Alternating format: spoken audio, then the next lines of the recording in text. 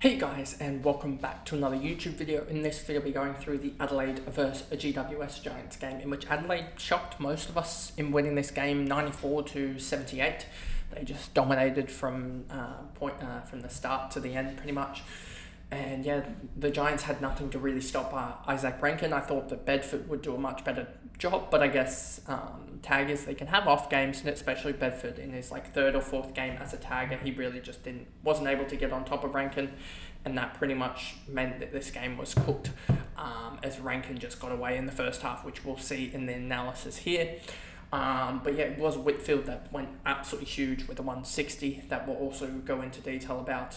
And yeah, just the Giants players didn't really turn up, and we'll go through sort of, I guess, the look at Adelaide for the future, as well as GWS don't really have anyone for the future. So yeah, that'll be this video in its entirety. So before we jump into this video, remember to like and subscribe, turn the notification bell on so you know when I upload, and let's get into this recap.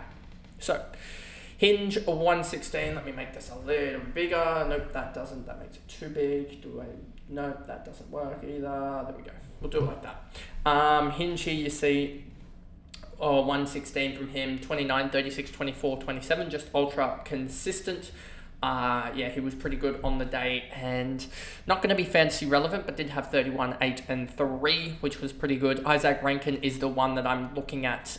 He just blew him away in the first half with 34, 50, and then, Bedford might have got on top of him a little bit in the second half with the 31, but I wasn't particularly watching this game too much. I had the other game on, and this one was on another screen, but I don't have the commentary on, so it was hard to sort of keep track of the who was on who.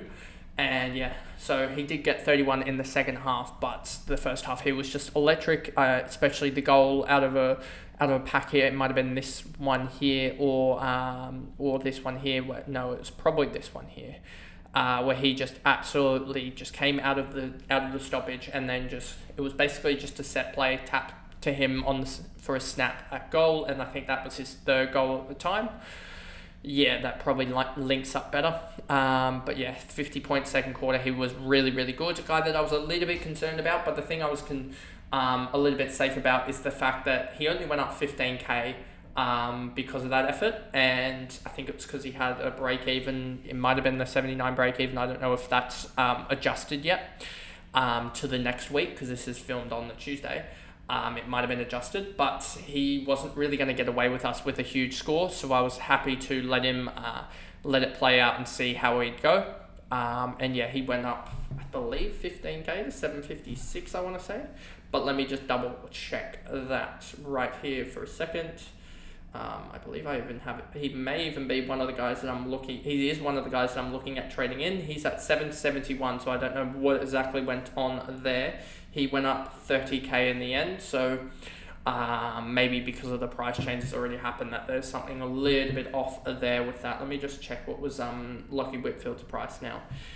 His price is 930, so I don't know if something has actually occurred there or whatnot, as he went up to 60k from this price. So maybe the expected prices are a little bit off, or something to do with the round already clicking over that it doesn't work exactly. Dawson 106, he was pretty big in the second half with the 75. He came back pretty strongly. Was a little bit silent in the first.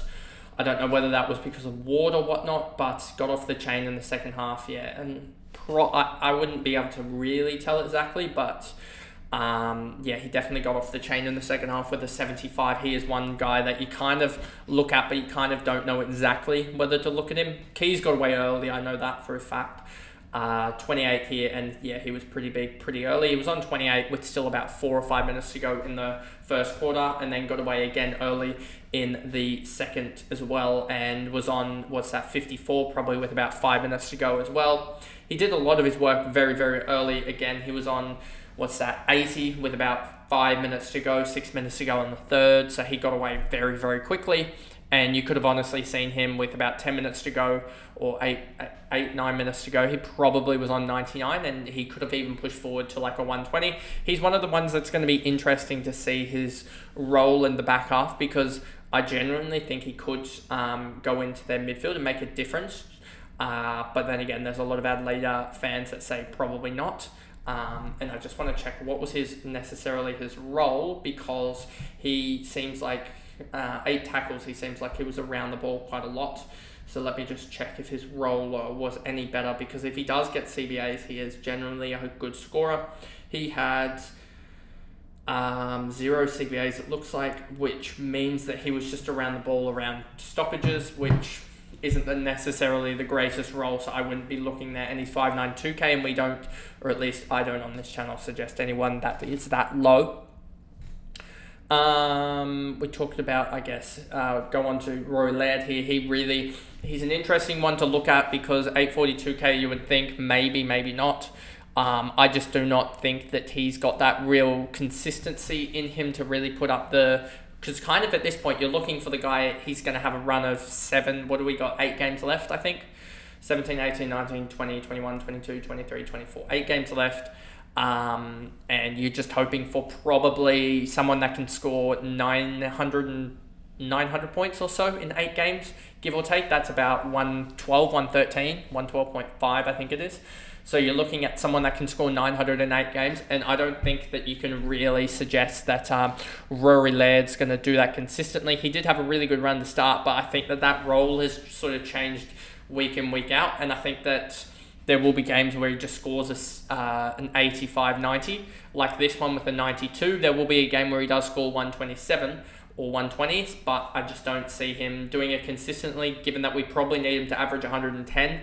And he's in this run here basically since Crouch has been injured. He really's gone about, 217, 316. That's an average of 105 or so, plus the 92. So that's 408, and 408 is a 102 average. So I just don't think he can do a 112 average consistently, especially if you take out this 127 and you bring it back all the way to like round 70. He hasn't really done that. Rochelle, 87, I think he got around the ball a little bit more just by looking at the stats there. But I would just be playing him on ball more than they are, because they're currently not playing him on ball. Actually looking at the stats here, even though he had 521 meters gained on how many touches? Let's just see. He had 18 touches, 2 goals, 4. So yeah, he can be really damaging as a 30-40% midfield player, I think. And they just need to get him around the ball, because that's the way he's going to really develop and become one of those type of players like he is. I don't know his exact height, but I feel like he's a little bit taller than Papley, but I feel like he can play a very similar role than Papley, as he's 180, and Tom Papley, I believe, is 170, 78. So yeah, he's 2 centimeters taller than Papley. Just give him a Papley role and see how that works out for the rest of the year would be my suggestion. Riley O'Brien not really impactful. Sam Berry, I just don't know why they're playing him, to be honest with you. He is just Rory Laird 2.0, and I mean, isn't he already like, let me actually just check this. He got an 84. Sam Berry, how old is he? He's 22. So I mean, there is time to grow, but I'd be giving it to other midfielders, as I think his sort of game style really doesn't suit the way the AFL is moving forward at the moment. So yeah, I'd be giving it to other players. 21 touches, 7 tackles, and yeah, I'd just be trying to move him to a different sort of role or something like that, if that's possible. 7 score involvements is all right, but 7 tackles, clearances, 5 clearances. So it wasn't the worst game for him, but I just think that there are better players that they can put in there. Fogarty, Soligo, Scholl, Dowling with the 64 was pretty decent. Huge last quarter from him, including a goal, which I was happy about, given that I have him on field for the foreseeable, for the next couple of weeks as I try and fix some stuff up. But yeah, it was good to see him get some decent scoring in there. Nankervis, Murphy, Keane, Walker, Himmelberg, Hamill, McElhaney, Murray, Cook, Butts and Taylor. Then we go over to GWS, and Whitfield was just on fire this whole game. 34 was his lowest quarter, and yeah, he looked back at his best. He sort of has this, when you just think that he's going to stop, he sort of gets another game where he just goes off the gets off the lead, I guess. He will have probably Chincotta next week, so sucks that we probably can't put any VC or captain on him, because he can be one that can get off the chain, as I said. But yeah, could be a Bont VC, just looking at it here quickly. But yeah, Whitfield did his job, took, what was it in the end, 12 marks, 4 tackles as well. He seems to be getting his tackles, 3 or 4 tackles a game is enough for him. That is exactly what we want from him, and he's done that, I think, the last couple starts. Let me just double check that. 1 second here. And so I think he's really gotten I think he got 9 tackles, was it, like a couple of weeks ago. He got 4 tackles against the Swans, 4 against the Crows, 9 against Port, 3 against the Hawks. So in the last 4 weeks, he's gotten 20 tackles, which is an average of 5 a game. That's well enough for him, especially when he gets the upwards of, 20, 30, when he gets 8, 9 marks a game and he gets 4 tackles, 5 tackles a game, that's when you're already getting up to 14 non-disposal involvements. It means that he doesn't even need the kicks and handballs to really get up there. That's already averaging, 27 plus 4. That's already averaging upwards of 40 points from non-disposal acts. Ward 109, Tom Green 106. He really did nothing in the first quarter except for handball, and then in the second quarter very much similar as well. His first non-handball in actual scoring play was, or positive scoring play, was in the 15th minute mark of the second term, and then had a huge second half of 31-37 to get to a 106. He looked all right. Would like to see him start getting the marks and tackles up again to get towards that 8, 9, 10 range, because that's when you start to really get the scoring up. And he is a little bit of a handball happy player, which is a little bit annoying for fantasy. If he splits that around, or flips that around to 25 kicks, 13 handballs, we're looking at a 120 there out of that game, and that's with 0 marks, 5 tackles. So he has the scoring attributes to be able to score like a 120 pretty easily. But, I mean, if this is his low game of a 106, it's not the worst. Adun Kelly Briggs, 98. He was the more dominant ruckman, I would say. 40 hit-outs compared to O'Brien's 34. He also had 13 touches to O'Brien's 8.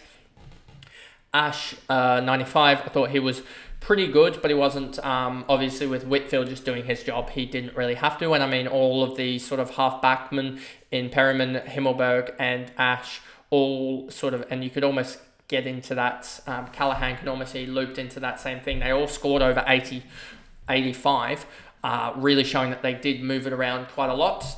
Callaghan here had 3 marks, 4 tackles. Perriman, 5 marks, 6 tackles. Himmelberg with 7 marks, 3 tackles. And Ash with 6 marks, 2 tackles, and 26 touches.